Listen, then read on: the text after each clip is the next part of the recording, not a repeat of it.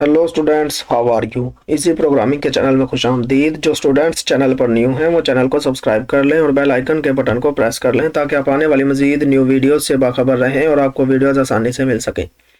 आज का हमारा टॉपिक है रिलेशनल ऑपरेटर्स। रिलेशनल ऑपरेटर्स क्या होते हैं? रिलेशनल ऑपरेटर्स हमारे पास होते हैं वो ऑपरेटर्स जो हमारे पास दो नंबर्स के दरमियान कंपैरिजन करते हैं। यानी कि हमारे पास अगर दो नंबर हैं वो उनके लिए क्या क्या पॉसिबिलिटीज़ हो सकती हैं, या हम एक नंबर को मान लेते हैं ए, दूसरे को बी, तो हमारे पास पॉसिबिलिटीज़ हो सकती हैं। हमारे पास जो नंबर ए है वो या तो ए से बी बड़ा होगा, या ए से छोटा होगा, या ए के बराबर होगा, या फिर हम ये कह सकते हैं ए बी के बराबर नहीं है, या फिर हम ये कह सकते हैं ए बी के बराबर या छोटा है और ए बी के बराबर या बड़ा है। हमारे पास ये 6 पॉसिबिलिटीज़ होती हैं। आमतौर पर तो 3 होती हैं, छोटा, बड़ा या बराबर। लेकिन हम क्योंकि नंबर्स के बारे ये हो सकता है हमें मालूम ना हो, तो हम ये भी कह सकते हैं, यानी कि ए और बी के बारे में हमें मालूम ना हो तो हम ये भी कह सकते हैं छोटा या बराबर, बड़ा या बराबर, अप्रोक्सीमेट के लिए। ठीक है, तो आमतौर पर तो अगर हमें वेल डिफाइंड नंबर्स हो तो उसके लिए सिर्फ 3 ही पॉसिबिलिटीज़ होती है। जैसे हमारे पास 5 और 10 है, 5 और 6 है, तो इनके लिए हमारे पास एक ही पॉसिबिलिटी, यानी कि अगर 5 और 6 है तो हमारे पास इसके लिए एक ही पॉसिबिलिटीज़ है, 5 से 6 से छोटा होगा। ठीक है, या फिर 5 6 से बड़ा तो नहीं हो सकता। यानी कि दो नंबर्स के लिए हमारे पास कोई भी दो रियल नंबर है जो हमें मालूम है, उनके लिए 3 पॉसिबिलिटीज़ हो सकते हैं, या बराबर, या छोटा, या बड़ा। लेकिन जो हमें ना मालूम ना हो, थोड़ा मालूम ना हो, थोड़ा बहुत उसमें हमें अनसर्टेनिटी हो, तो हम उसके लिए लिख देते हैं छोटा या बराबर है, बड़ा या बराबर है। ठीक है, तो हमारे पास 6 ऑपरेशंस होते हैं, ये छोटे रिलेशनल ऑपरेटर्स जो नंबर को कंपेयर करने के लिए होते हैं। सबसे पहले छोटा छोटा छोटे के लिए हमारे पास ये सैम्पल यूज़ होता है, ग्रेटर लेस देन। ठीक है, और ये दूसरा ये हमारे पास होता है ग्रेटर देन। इसके बाद इक्वल टू के लिए हमारे पास होता है डबल इक्वल का ऑपरेटर। सिंगल इक्वल जो होता है वो हमारे पास असाइनमेंट ऑपरेटर होता है, तो इस वजह से आपने ये कंपैरिजन करने के लिए डबल इक्वल का साइन लगाना है, जहाँ पर भी आपने दो नंबर्स को कंपेयर करना हो, चेक करना हो भाई ये बराबर है या नहीं है। इसके लिए हमारे पास होता है नॉट, और एक हमारे पास होता है not equal to. Not equal to के लिए हम क्या करते हैं, ये नॉट के लिए हम लगाते हैं ये वाला साइन, और इसके बाद equal to, not equal to. इसके बाद हमारे पास क्या होता है, नॉट इक्वल टू, और इसके बाद हो गया लेस देन और इक्वल टू। लेस देन, पहले लेस देन कहा है तो लेस देन आएगा, less than and equal to, less than and equal to. इसके बाद greater than and equal to, पहले ग्रेटर देन फिर इक्वल टू का सैंपल। ठीक है, ये हमारे पास 6 ऑपरेटर्स होते हैं, रिलेशनल ऑपरेटर्स। ये 6 रिलेशनल ऑपरेटर हो गया। अब कोई भी हमने इनके हमारे पास क्या होता है, ये क्योंकि ऑपरेटर्स हैं, इनका कोई ना कोई आउटपुट तो होगी। इनकी आउटपुट क्या होगी, ये 6 के 6 रिलेशनल ऑपरेटर सिर्फ हमें एक ही आउटपुट, दो आउटपुट देते हैं, या 1 या 0, या 0 या 1। दो इनके आउटपुट हो सकते हैं, या 0 या 1। 0 किस केस में, जिस केस में हमारा आंसर जो होगा वो फॉल्स होगा, जिस केस में हमारा आंसर जो होगा वो फॉल्स होगा। और 1 किस केस में, जिस केस में हमारे पास आंसर क्या होगा, ट्रू होगा। यानी कि अगर मैं 5 को कंपेयर करता हूँ 6 के साथ, 5 इज़ लेस देन 6, ये मैंने स्टेटमेंट जो लिखी है 5 इज़ लेस देन 6, ये स्टेटमेंट हमारे पास क्या है, ट्रू है, क्योंकि 5 जो है 6 से छोटा है, तो इसका आंसर क्या आएगा, ट्रू। ट्रू आएगा तो इन केस ट्रू के केस में हमें 1 रिटर्न करेगा। आंसर क्या होगा, लॉजिकल 1 रिटर्न करेगा। ठीक है, इसी तरह हम अगर करते हैं 5 6 से छोटा या बराबर है, 5 6 से छोटा या बराबर है, तो इसका आंसर क्या होगा, ट्रू होगा, क्योंकि बराबर नहीं है बेशक लेकिन छोटा तो है। छोटा या बराबर दोनों में से एक भी केस ट्रू हो गया तो इसका मतलब ये हमारे पास ट्रू है। 5 6 से छोटा या बराबर है तो छोटे वाला केस ट्रू है, तो इसका मतलब ये हमारे पास ट्रू होगा। इसका लॉजिकल आंसर क्या होगा, 1 होगा। ठीक है, इसी तरह मैं कह देता हूँ 5 बड़ा है 4 से, 5 छोटा है 6 से, 5 बड़ा है कर देते हैं 6 से, तो इसका आंसर क्या होगा, 0, क्योंकि ये फॉल्स है हमारे पास। ठीक हो गया। और लेस देन और इक्वल टू, ये कोई भी आप ऑपरेशन लगा लें, जो अगर आंसर आपका ट्रू आता है तो वो क्या करेगा, रिटर्न करेगा। आंसर आपका अगर फॉल्स आता है तो वो रिटर्न क्या करेगा, वो रिटर्न करेगा फॉल्स। फॉल्स रिटर्न करने के लिए वो क्या करेगा, 0 रिटर्न कर देगा। ठीक हो गया। ये तो हो गया अगर हम नंबर्स को कंपेयर करते हैं। अब अगर हम अरेज को कंपेयर करते हैं तो क्या होगा, अरेज कंपेयर करने के लिए सेम हमारे पास वही काम होने वाला है जो हम उसमें करते हैं एलिमेंट बाय एलिमेंट ऑपरेशन में। सबसे पहले अगर हमें दो अरेज को कंपेयर करना है तो दोनों अरेज के जो एलिमेंट हैं इक्वल होने चाहिए। दो अरेज जब कंपेयर की जा सकती हैं अगर दोनों में नंबर ऑफ एलिमेंट क्या है, इक्वल है। नंबर ऑफ एलिमेंट्स इक्वल होंगे तो ही वो कंपेयर हो सकता है। अदरवाइज कंपेयर नहीं हो की जा सकती दो रेज। ठीक है, अब मैं ए कंपैरिजन करता हूँ बी से, ए इज लेस देन बी। जैसे ही मैं ये करता हूँ, इसने क्या करना है, ए का कोरोस्पोंडिंग एलिमेंट बी के कोरोस्पोंडिंग एलिमेंट से कंपेयर करना है, यानी कि ए का पहला एलिमेंट बी के पहले एलिमेंट से कंपेयर करेगा। तो अगर ये दोनों ट्रू हो, ये वाली स्टेटमेंट ट्रू हुई, तो ये क्या करेगा, हमें इसने रिटर्न करना एक वेक्टर ही है। वेक्टर कितने साइज का होगा, जो हमने वेक्टर्स कंपेयर किए हैं उसी साइज का हमारे पास वेक्टर होगा, और उस वेक्टर्स के एलिमेंट क्या होंगे, 1 और 0। हमें आंसर मिलेगा 1 और 0। हर एलिमेंट क्या होगा, या तो 1 हो सकता है या 0। 1 और 0 अगर यानी कि कंपेयर किया इसने 3 छोटा है 4 से, ठीक है, तो इसने कंपेयर किया यानी कि आंसर आ गया ट्रू। तो इधर पहला एलिमेंट क्या हो जाएगा, ट्रू, यानी कि 1 बन जाएगा। इसके बाद 5 छोटा है 9 से, ट्रू हो गया तो दूसरा एलिमेंट भी 1। 7 छोटा है 3 से, आंसर क्या हो गया, फॉल्स। फॉल्स हो गया तो रिटर्न करेगा 0, यानी कि कोरोस्पोंडिंग पोजीशन पे हमें क्या देगा, 0 या 1 देगा। जो उस हिसाब से अगर हमारा कोरोस्पोंडिंग एलिमेंट के जो कंपेरिजन किया है वो ट्रू है तो 1, कोरोस्पोंडिंग एलिमेंट का आंसर जो कंपेरिजन किया अगर वो फॉल्स है तो 0। ये इसने किया 1 1 और ये किया है 0 0। ठीक हो गया। तो हमारे पास क्या आंसर आना है, हर कोरिस्पोंडिंग एलिमेंट को कंपेयर करेगा। आंसर जो आना है वो हमारे पास वेक्टर होगा, वेक्टर या फिर मैट्रिक्स होगी सेम साइज की। इसी तरह से आप मैट्रिक्स को भी कंपेयर कर सकते हैं।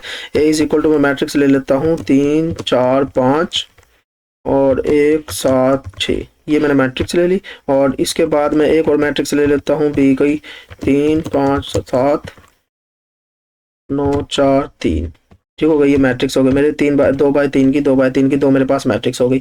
ठीक है, अब इसको मैं कंपेयर कर सकता हूँ। अगर मेरे पास सेम साइज की मैट्रिक्स ना होती तो मैं उनको कंपेयर नहीं कर सकता था। अब अगर मैं ए इज लेस देन बी करता हूँ तो इसने क्या करना है, कंपैरिजन करना है, हर एलिमेंट कोरोस्पोंडिंग एलिमेंट को कोरोस्पोंडिंग एलिमेंट से कंपेयर करेगा। क्योंकि इन दोनों का वेक्टर हमारे दोनों का साइज हमारे पास सेम है तो ये कंपेयर की जा सकते हैं। और हमारे पास आंसर क्या आना है, जो इनका साइज है, इनका साइज 2 बाय 3 है तो उसका साइज भी 2 बाय 3 होगा। और एलिमेंट क्या होंगे, या 0 या 1। अगर आंसर ट्रू है तो उस कोरोस्पोंडिंग एलिमेंट पर क्या आ जाएगा, 1। अगर फॉल्स है तो कोरोस्पोंडिंग पोजीशन पर 0। तो हम देख सकते हैं ये हमारे पास 2 जो है 2 3 से छोटा है, ट्रू होगा। 4 5 से छोटा ट्रू होगा, 5 7 से छोटा ट्रू होगा, यानी कि पहली रो में 1 1 1 आएगा। दूसरी रो में हम देख सकते हैं 1 9 से छोटा है, 1 9 से छोटा है तो 1 आंसर आएगा। 7 9 4 से जो है बड़ा है तो ये फॉल्स है, इस वजह से 0। ठीक हो गया। हमारे पास जो रेज कंपेयर होनी है सेम साइज की होनी चाहिए, और जो हमारा आंसर आना है वो रे या मैट्रिक्स जो भी हमारे पास कंपेयर की थी उसी साइज की आएगी। और एलिमेंट क्या होंगे, या 1 या 0, वो डिपेंड करता है अगर हमारे पास कोरोस्पोंडिंग एलिमेंट जो था वो ट्रू, कोरोस्पोंडिंग एलिमेंट का कंपैरिजन ट्रू था या फॉल्स था। कंपैरिजन किसी भी तरह का हो सकता है। ये तो मैंने ग्रेटर देन लेस देन किया, आप ग्रेटर देन कर ले, इक्वल टू कर ले, नॉट इक्वल टू कर ले, जो मर्जी कर ले। ठीक हो गया। और इसके बाद अगर हम एक स्केलर को कंपेयर करते हैं एक वेक्टर से, स्केलर को स्केलर से तो हमने कंपेयर कर लिया था ना, यानी कि जो एक नंबर होता है उसको स्केलर ही कहते हैं। एक नंबर ये है, ये स्केलर ही है, जिस यानी कि एक मैट्रिक्स में नहीं है तो ये स्केलर हो गया। ठीक है, तो स्केलर का कंपेयर करने से स्केलर ही होगा। और अगर हम एक स्केलर को स्केलर से भी हमने कंपेयर कर लिया, स्केलर को और मैट्रिक्स को मैट्रिक्स से भी। अब हम स्केलर को अगर किसी मैट्रिक्स से कंपेयर करते हैं, जैसे मैं ले लेता हूँ ए इज इक्वल टू कर देता हूँ 5, और बी हमारे पास वो मैट्रिक्स थी, ये वाली बी मेरे पास ये मैट्रिक्स है। अब मैं अगर 5 ए को कंपेयर करता हूँ बी से, तो ये क्या करेगा, ए को यानी कि 5 को बी के तमाम एलिमेंट से कंपेयर करेगा। 5 को बी के तमाम एलिमेंट से कंपेयर करेगा। 5 को कंपेयर किया 3 से, तो मैंने लिखा है 5 is less than 3, 5 less than 3 false 0 हो गया, 5 लेस देन 5 फॉल्स 0 हो गया, 5 लेस देन 7 ट्रू 1 आ गया, 5 लेस देन 9 ट्रू 1 आ गया, 5 लेस देन 4 फॉल्स 0, ये भी 0। ठीक है, तो जो स्केलर होगा उसको अरे के हर एलिमेंट से कंपेयर किया जाएगा, इसी तरह वेक्टर के हर एलिमेंट से कंपेयर किया जाएगा। और जो हमारे पास आंसर आना है, आंसर क्या होगा, जो हमारे पास अरे या फिर वेक्टर थी उसी साइज का हमारे पास आंसर आना है। ठीक है, और एलिमेंट क्या होंगे, 0 या 1 हो सकते हैं। इसके बाद ये जो हमारे पास आंसर आता है रे में या फिर वेक्टर में, जो हमें ये आंसर रिटर्न करता है, ये हमारे पास लॉजिकल आंसर होता है, इसको कहते हैं लॉजिकल अरे। ठीक है, लॉजिकल अरे होती हैं, इनके हमारे पास फ़ायदा क्या होता है, ये हमारे पास आम अरे की निस्बत हमारा इसके लिए ये फ़ायदा होता है, अगर हम इसको यूज़ कर लें तो इसको यूज़ करके हम एलिमेंट एक्सट्रैक्ट कर सकते हैं। जैसे मैं लिखता हूँ बी में आंसर ANS लिख देता हूँ, यानी कि बी के एलिमेंट निकालो, वो जो आंसर में, जो आंसर क्या है इस टाइम मेरे पास लॉजिकल अरे है, आंसर क्या है, लॉजिकल अरे है। 9 and 7 इसने मुझे आंसर रिटर्न कर दिया। 9 and 7 क्यों रिटर्न किया, जोन सा आंसर मेरे पास ट्रू था वो एलिमेंट ये मुझे निकाल के दे देगा। यानी कि पहला एलिमेंट ये 1 है, 1 ट्रू है, इसका मतलब क्या है 7 ट्रू है, तो इसने 7 मुझे रिटर्न कर दिया। इसने एलिमेंट को ऑर्डर कौन सा यूज़ किया, इसने कॉलम बाय कॉलम का यूज़ किया है, यानी कि पहला एलिमेंट देखा 1 क्या है फॉल्स है, तो इसने क्या किया है 1, यानी कि पहला एलिमेंट क्या है फॉल्स है 0 है, तो ये रिटर्न नहीं करेगा। दूसरा एलिमेंट देखा 1 है, ये वाला 1 है, तो ये वाला एलिमेंट मुझे दे देगा 9। इसके बाद देखा ये वाला 0 है, तो ये वाला एलिमेंट नहीं देगा, ये वाला 0 है, ये वाला एलिमेंट भी नहीं देगा, ये वाला 1 है, तो ये वाला एलिमेंट मुझे दे देगा। 1 पे कौन सा एलिमेंट पड़ा है 7, ये वाला एलिमेंट मुझे दे देगा। यानी कि लॉजिकल वेक्टर जो हमारे पास होते हैं या फिर लॉजिकल अरेज, वो क्या करती हैं, हम उस जो उसकी पोजीशन ट्रू होगी उस पोजीशन के एलिमेंट हमें निकाल कर दे सकते हैं, ट्रेस कर सकते हैं। यानी कि अगर मैं चाहता हूं मुझे एलिमेंट चाहिए, एक मैं वेक्टर बनाता हूं ए 4 5 8 2 4 9 1 0, ये मेरे पास एक वेक्टर बन गया। ठीक है, अब मैं चाहता हूँ मेरे पास एलिमेंट चाहिए मुझे कौन से, मैं कहता हूँ 5 से छोटे मुझे एलिमेंट चाहिए, बी में मैं स्टोर कर देता हूँ, बी में स्टोर कर देता हूँ 5 less A is less then 5, यानी कि 5 से छोटे जो मेरे पास एलिमेंट हैं वो इसमें स्टोर हो जाए, तो बी में मेरे पास एक मैट्रिक्स बन जाएगी, एक अरे बन जाएगी जिसमें एलिमेंट कितने होंगे, ए के जितने एलिमेंट हैं उतने ही एलिमेंट होंगे। ठीक है, और एलिमेंट हो सकते हैं 0 से 1, और 1 1 किधर होगा, जो मेरे पास केस ट्रू है, जो केस ट्रू है। अभी मेरे पास एक लॉजिकल वेक्टर है, लॉजिकल वेक्टर को मैं एड्रेसिंग में यूज कर सकता हूँ।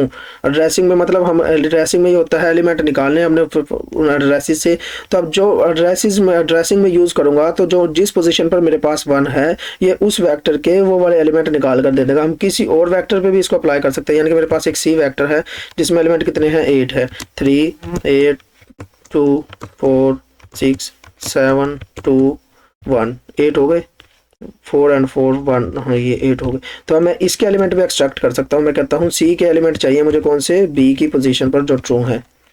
ठीक है, बी मेरे पास एक लॉजिकल वेक्टर है, इसको मैं एड्रेसिंग में यूज कर सकता हूँ।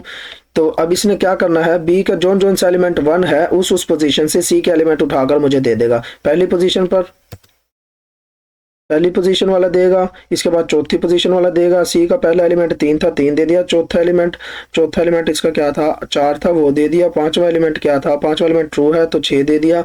इसके बाद सातवां एलिमेंट ट्रू है और आठवां एलिमेंट ट्रू है, सातवां 2 और आठवां 1, ये इसने मुझे दे दिया।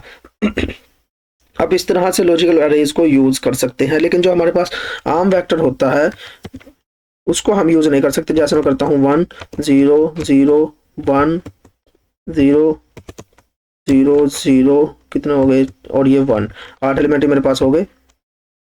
अब अगर मैं इसको कंपैरिजन में यूज करता हूँ, मैं करता हूँ सी के एलिमेंट मुझे चाहिए ए वाले, तो ये रिटर्न नहीं करेगा क्योंकि ये लॉजिकल अरे नहीं है, लॉजिकल वेक्टर नहीं है। लॉजिकल वेक्टर्स को हम एड्रेसिंग में यूज कर सकते हैं। ठीक हो गया, लॉजिकल वेक्टर आपके पास जो होगा उसको आप यूज कर सकते हैं एड्रेसिंग में। इसी तरह आप लॉजिकल अरे को भी यूज कर सकते हैं, आम वेक्टर को यूज नहीं कर सकते। ठीक है, ये तो हमने क्या किया है, पहले हमने बी एक वेक्टर बनाया है, बी एक वेक्टर बनाकर मैंने एक एलिमेंट एक्सेस किए हैं। आप डायरेक्ट भी एलिमेंट एक्सेस कर सकते हैं। जैसे मेरे पास एक ए वेक्टर है, मैं कहता हूँ इसमें एलिमेंट हैं